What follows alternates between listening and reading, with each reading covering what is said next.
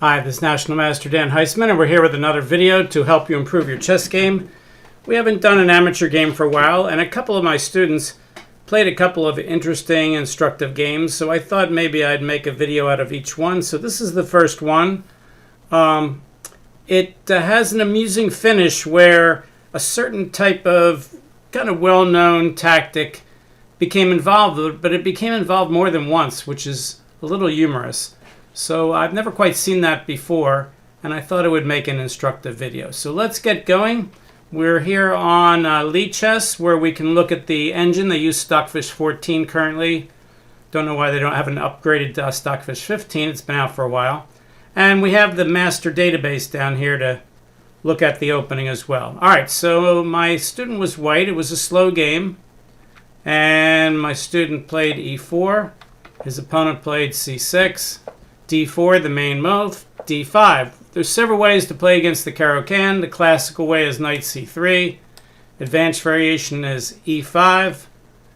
My student played e takes d, c takes d. And now there's two ways to play. There's the Panov-Botvinnik attack with c4. And then there's the regular exchange variation where you play something like bishop f4 first, and then you play bishop d3, and then depending on what black does, you figure out where you want to put your knights. This is like the only opening I know where you move two bishops before you move either knight. Usually it's knights before bishops, but the main line in the exchange variation is actually different, but it really doesn't matter that much, and my student didn't know the line very well, so he played the very reasonable move knight f3. If we look at the Grandmaster database here, we can see this position was played 14,500 times. Almost 9,000 was the Panov-Botvinnik attack. 4,500 was the regular exchange variation. And then it drops all the way down to 443. Now, why is that important? Well, if you're going over your game with the database and you see it that the first choice is 8,900 and the second choice is 4,500, and then it drops down to 443, that pretty much tells you that the strong players don't play that move that often. It's not that it's a super mistake, or else that 443 would be like 0. But it does tell you it's a fairly rare line, and when it jumps down that far, it's probably not part of one of the main tabiyas. Okay, let's keep going. Not a bad move, of course. If we look at the engine, when you make that move, it's depth 45, and it says that knight f3 is only a tenth of a pawn less than c3, which was the engine's #1 move. And you notice c3 is only the fourth most common move at the master level, even though the engine says it's perfectly good. All right, so knight f3. Now black usually brings out his knights. A lot of times you don't want to put your knight in front of your c-pawn in double d-pawn openings, but here black doesn't have a c-pawn to break with, which means it's perfectly great for him to put his knight on c6. He decides to bring out his bishop first with bishop to f5. And now white could play something like he could play bishop to b5 check. He could play bishop d3. He plays c4, kind of a delayed Panov-Botvinnik attack. If black takes, it'll help white develop the bishop, and then if black plays e6, we'll get into a position where we have that IQP position where white has a pawn on d4 that's isolated versus a pawn on e6. Black decides he's not going to do that and help him develop the bishop. He brings out the knight. And now the engine really starts to like queen to b3. This is a common idea in games where there's pawns on d4 and d5. If black brings out this bishop too early and white moves his c-pawn up, very often queen to b3, putting pressure on both d5 and b7 is a very, very good idea. And here the engine says it's the best move by far. Well, now it just dropped, as I was saying that, it just dropped down to about equally best. All right, so here white plays knight c3. We can see in master games that queen b3 was played once, knight c3. This is a very rare position. Already we can't use the database that much. Knight c3, e6. And now the only game that was played here, white played bishop g5 and white lost. The engine says if white plays queen b3, white has about a 0.7 advantage. White plays pawn takes, and now black has a choice. He can take with a pawn and make the structure symmetric when both sides have isolated pawns, or he can play knight takes d5 and give white the IQP position where white has the isolated pawn, but white has a little more space. The engine says that black made the right move, that knight takes d5 is better than isolating the pawn. So he plays knight takes d5. And now for the first time the engine gives up on queen b3 and says the game's pretty even and white should just develop his king bishop and get ready to castle. Now white plays queen to b3, which, doesn't look like a bad move, but the engine says the problem with that move is now black can play knight to b4 and threaten to play knight takes c2 check. It also blocks the queen from playing queen takes b7, and it's kind of hard to guard this c2 square. The engine says he can check first with the bishop, follow that up with maybe bishop g5 and create some complications, but black's still a little better in this line. All right, black doesn't play his best move, knight b4. Instead, he puts a piece on that square, but he puts the bishop there, pinning the knight. And that allows white to check with his bishop to gain a tempo. And now black needs to play knight to c6. It's the only move he can play because the knight needs to be guarded by the pawn.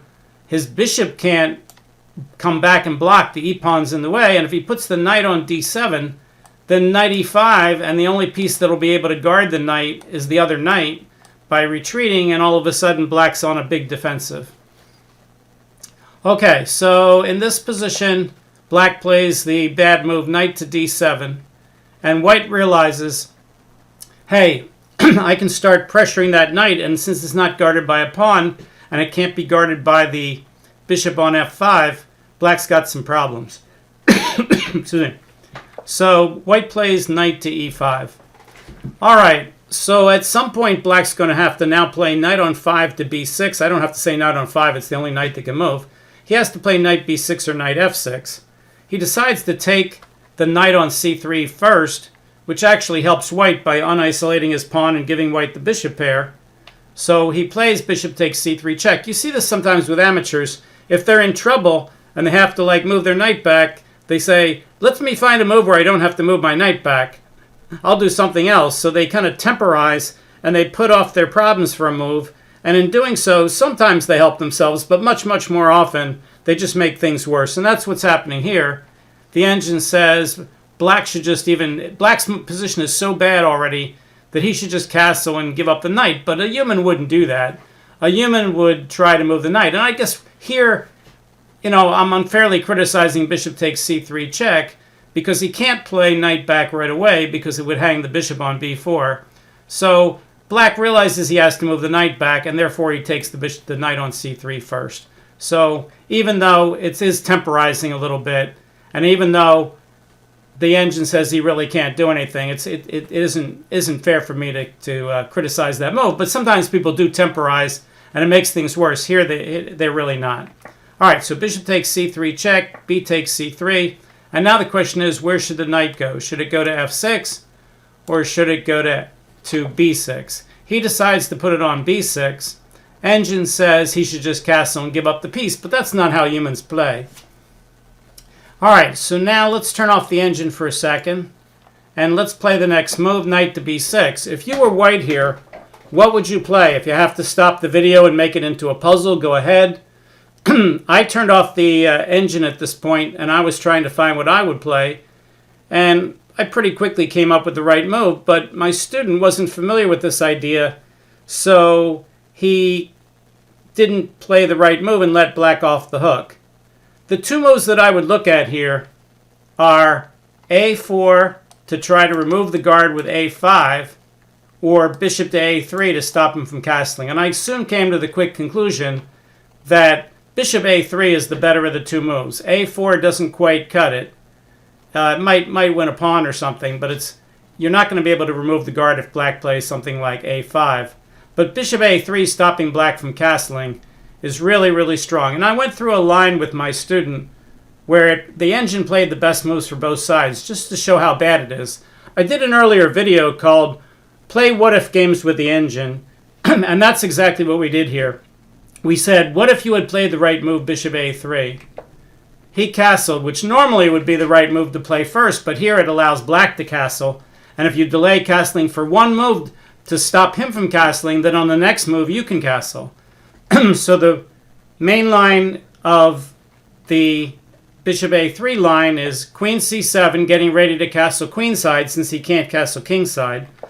Castle kingside. Bishop to g6. Not quite sure why, but that's what the engine wanted to play. Rook a c1, getting ready to push the queenside pawns if he castles queenside.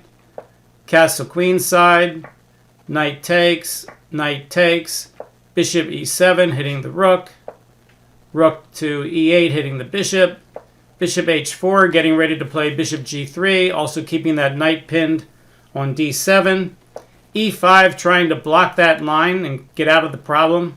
Bishop g3, pinning the pawn to the queen. King to b8, trying to run out of there, although that does put the king and the queen on the same diagonal. Rook f d1, just getting all the pieces in the game. White's got a monstrous advantage here with the bishop pair and the better attack. King a8, trying to get out of things. c4, f5, threatening to drive the bishop away with f4. D takes c5. And now already black has a problem. The knight on d7 is hit by the rook and the bishop. If the rook tries to guard it, let's say black plays something like rook to d8, white can always remove the guard with bishop to h4. So let's play a move like rook e7, try to guard it that way. And the computer says, if you want, you can just trade off here. It gives rook takes, e6, hitting the queen and the rook, and winning material. All right, so anyway, back to the game. So if you're not familiar with this idea that you can get to a position where they can't easily castle, but you can, that's a big advantage. And that's one of the lessons from this game is normally you would castle here. Let's say black's already castled and it's just the rook on f8 that you're hitting with bishop a3. Well, then you're just wasting your time with bishop a3 usually. You should just castle. Castle is way more important than bishop a3. But here, black can't stop you from castling, but you can stop him from castling. And that makes all the difference in the world. All right, so white castles, which normally would be a great move, but he misses his opportunity, and the engine says his lead drops from 4.7 down to 1.3. And black is so happy to get out of there, he castles, which does two things. It avoids bishop a3, and it also gets that knight on d7 unpinned. So here the engine still likes bishop a3. Knight d7 could also be played. Bishop f4. And now black plays a move that loses a pawn. He should play knight back to d5, counterattacking the bishop. The engine says that's his only move that gets him near equality. Instead, he develops the rook, but now the b-pawn's going to hang after the trades. And that's exactly what happens. White takes, black takes. By the way, the engine says the better way to do it is take with the knight first.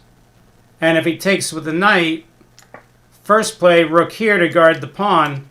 And the bishop pair is monstrously good. The problem with taking the other way and trying to win this b-pawn is that you could also, in some lines, lose the c-pawn. The engine says knight takes e5 is the best move. White takes with the bishop. Black says, go away, Mr. Bishop. The bishop goes away. And now black guards his pawn on a7 with rook to f7. And you might say, but white got away with it. He won a pawn and he can move his queen back and guard the c-pawn. Yes, you can, but now white has a dark squared bishop and black has a light squared bishop. And when you have bishop opposite colors in the middle game, it becomes very non-drawish. And with all the white pawns on dark squares in the middle of the board, black can blockade the center of the board on the light squares, and basically white can't make any progress. And that's why even though white's up a pawn, because he can't get his pawns onto the light squares and get them rolling, the engine says the game is perfectly even. So white plays queen to b3, which not only guards the pawn on c3, but puts some pressure on the weak e6 pawn. Black says, well, I'd like to pile up on that c3 pawn, so let me make a move like rook c6, which does two things. it piles up on c3, but it also overprotects e6 in case white wants to attack it. White says, sure, I'll attack it. Maybe later I can force you to move that bishop away and defend that pawn. Engine says 0.0 if both sides play correctly. Black says, I'll give up that pressure on the c-pawn to hit your queen. Engine says, that's not his best move. White should play queen c4 here. White goes on the retreat and plays queen d1, trying to just consolidate up a pawn. But the problem is he really can't move his pawns. Black plays queen to d5, and now you could see, look at all these light squares in the middle of the board. Black is dominating all those squares, and that means those pawns are just frozen, and white can't make any progress. And also black's army is getting more and more active here, and black has a lot of play for the pawn. So even though white's up a pawn, it's almost easier to play black here. So white plays rook e3, and after the game my student said he was thinking of attacking the king side, and I said, that really doesn't make any sense. It violates Steinitz's rule. And he said, which Steinitz rule is that? And I said, it's the one where you can't attack unless you have an advantage. And right now there's all these black pieces around here that can guard the king. And there's only a couple white pieces that could possibly attack it. And if you pick a focal point, which is a square that you can attack, let's say you try to attack g7, you just can't get enough power on it. And I played some what-if games with the computer here.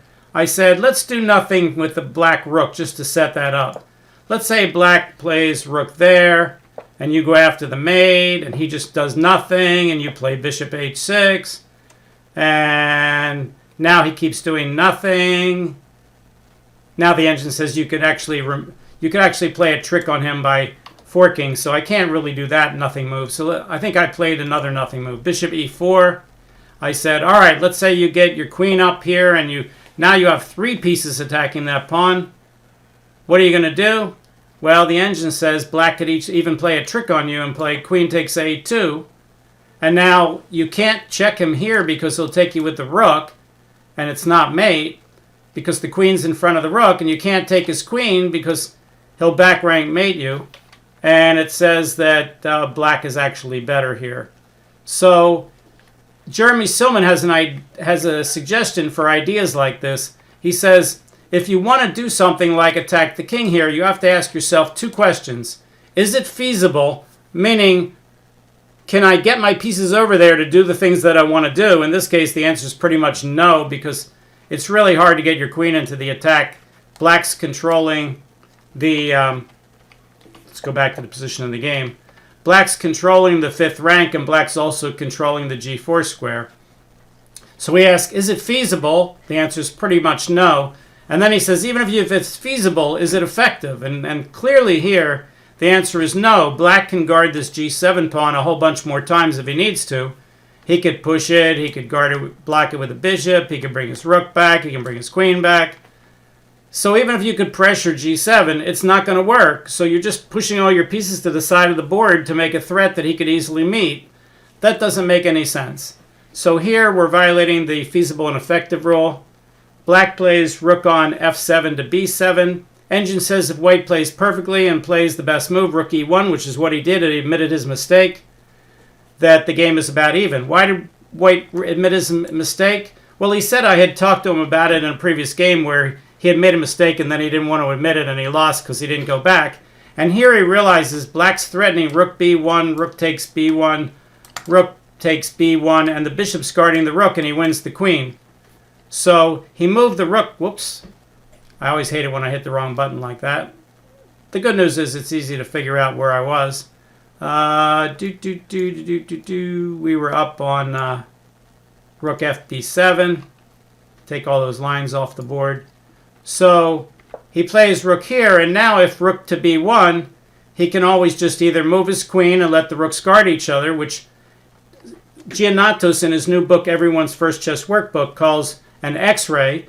In the old days, X-rays were kind of synonymous with skewers, but here, moving the rook here and moving the queen and letting the rooks guard each other, Giannatos calls this X-ray, and that's going to be a major theme later in the game. Or he could play rook b1 and white could take. And if black takes, he can just move the queen up and guard the rook.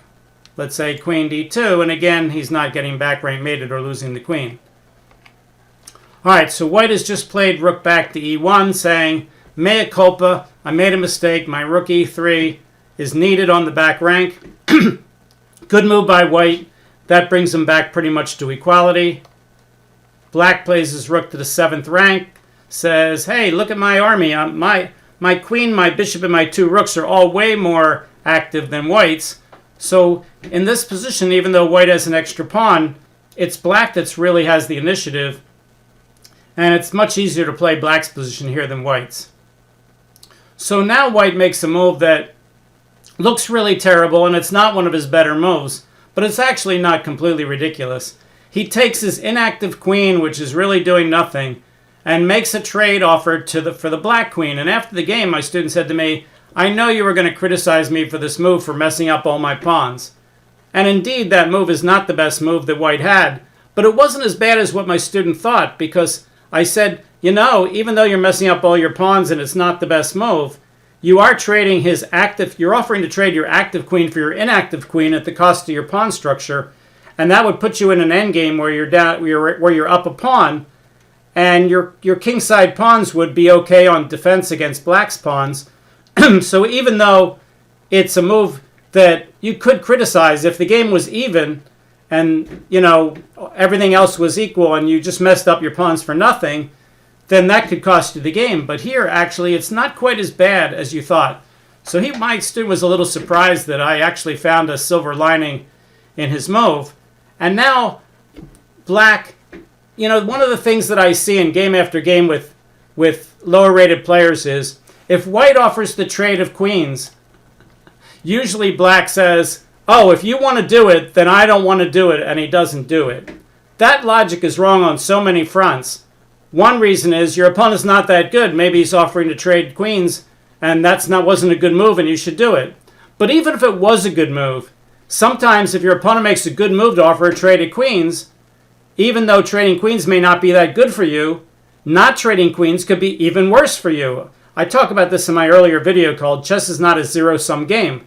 Just because trading queens is good for your opponent doesn't mean that something else is even better for you. It might be everything's bad for you, and the least bad thing for you is to allow him to trade queens.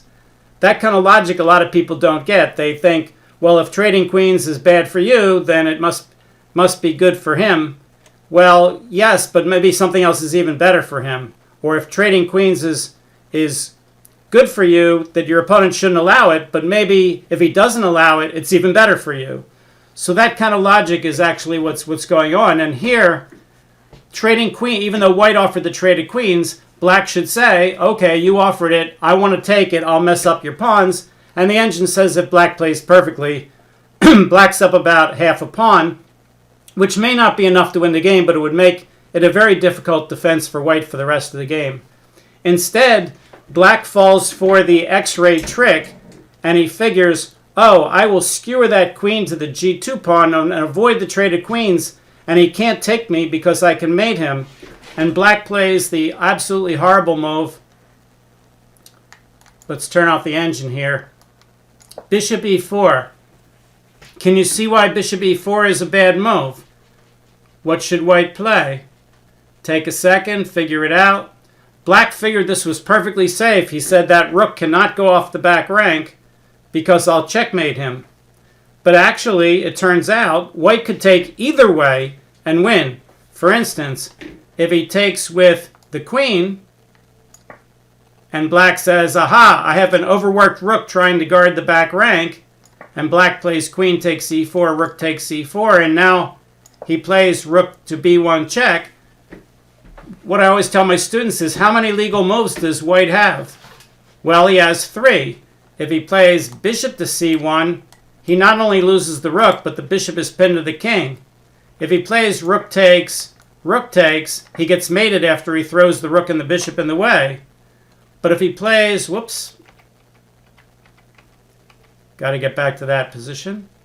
We're looking at the line on queen takes, rook takes. But if he plays his third legal move, rook to e1, which is what my student would have played in the game, he has that Giannatos X-ray attack, and he got away with winning the bishop. On the other hand, if he takes with the rook, again, black has two possibilities. He could check right away, in which case white could just bring the rook back and again X-ray and save it. Or black could try to remove the guard and take the rook and the queen takes, but then rook here is even worse because I don't even have to put the queen in the way anymore. I can just take the rook because my queen's guarding that square. So either way white takes the bishop, rook takes c4 or queen takes c4, just wins the bishop. And that's inexcusable for black because not only does white have one way to beat him, he has two ways to beat him. So white decided to take with the rook. Either way is going to win the game. He plays rook takes. And now black realizes to his horror that rook to b1 check is met. I mean, white only has four legal moves. Rook takes b1, bishop c1, queen d1, and rook e1. Three of the four lose, but the fourth one, rook e1, completely wins the game because white's two rooks would be guarding each other. So black plays rook takes a2 with the idea that, well, I can't get back my piece, but if he takes my pawn with the rook, then I can play rook b1 check and I can mate him after he throws everything in the way. So white just says, okay, I'll just bring my other rook back. I might have thought of playing this rook over here now, but it really doesn't matter which rook you put back on e1. White plays that rook on e1. Black's now down a piece, game over. Black plays queen b3. White says, let's trade, I'm winning. And now the queen goes back to the back rank again. What he should have done, of course, is just take the rook and be down a bishop. So he's falling for the same thing again. Now he's hoping, this is not what I call hope chess, a lot of people think it is. He's hoping white will play rook takes b1, rook takes b1 check, and then there's a mate. But if white already saw this same idea before, he's going to see it again. And now, not only does he not fall for the mate, but he gets to save his rook on a2 by bringing it back to a1. So now we have twice in the same game, black falling for this X-ray guard kind of idea on the back rank, which is what makes this game memorable. And now we're about to see it for the third time. Black brings his queen back to b6, and white says, oh, you have an overworked queen. Your queen is guarding the e-pawn, and your queen is guarding the rook. Now, white doesn't have to be fancy here and take advantage of the overworked queen. I told white if I was playing white here, I'd just play h4 and say, forget all those back rank mate things. Let's just play chess where I'm up a rook and a bishop. But instead, white gets fancy, which a lot of my students have lost games doing stuff like this. But his move is actually okay, and he plays rook takes e6. And here we have, for the third time, queen b1 check is not mate. Why not? Rook to e1. But queen takes e1, e6.